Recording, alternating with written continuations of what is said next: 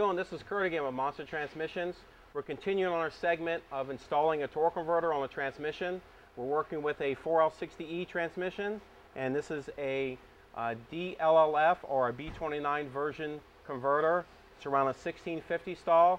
This is what it looks like out of the box, and we'll go through the installation process. Once you remove the packaging, you remove the hub protector. Okay, inspect the hub for any kind of damage or burrs. Okay, the next thing you want to do is you want to install some transmission fluid.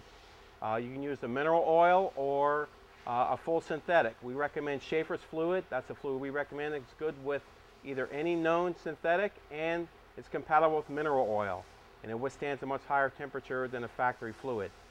So you would add 1 to maybe 1.5 quarts to the torque converter. Basically, you pour it in. Okay, I've already done that, so the converter already has some fluid in there.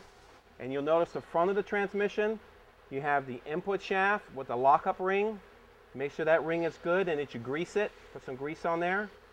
This is the input spline of the forward drum. This is the pump stator.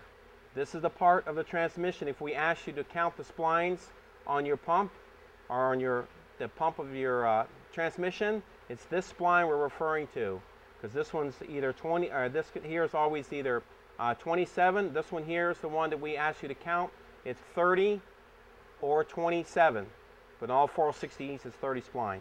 So basically, once that's all set, ready to go, and we put some oil on the hub so it doesn't rip the seal as you install it, you basically lift the converter.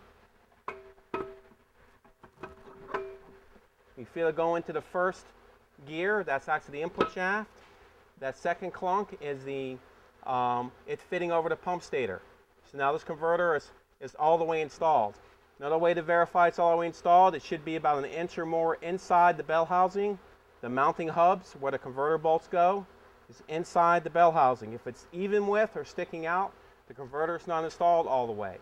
The other way to check is underneath. When you have this in the air or on the ground, make sure you cannot fit your hand between the back of the converter and the front of the pump. If you can get your hand in there easily, then that means this is not all the way down and it will cause pump damage. So make sure this is all the way installed, rotate it a couple of times, and you can feel that it's all the way installed and the hub is riding on the pump bushing. And that basically shows that the converter is properly installed. Again, this is Curt with Monster Transmissions. If you have any questions, you give us a call at 1-800-708-0087. Thank you.